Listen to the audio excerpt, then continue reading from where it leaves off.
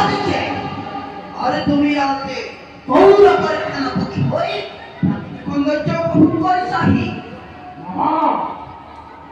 হইলাই Nizar দায়িত্ব বুঝে মামা এখন তুম পালো মারিছে যুদ্ধক্ষেত্র গুরুক্ষেনায় ফেলার করা দহিয়া দিচ্ছে আর তুমি কি হও বাপ বিচারি মুখ বিচার কোনো প্রয়োজন নাই গৌরবর সেনাপতি হয় মুখ যুদ্ধ করা কিন্তু আমার সেনাপতি মেরে দিতে সৈন্যগণে তোর করা লাগে বাবা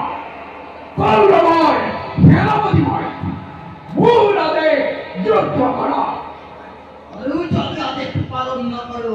দেখিও গুরুপতির মামা বলে কেমন করেন গুরুক্ষেত্র তাগুর ঘর পুরস্কার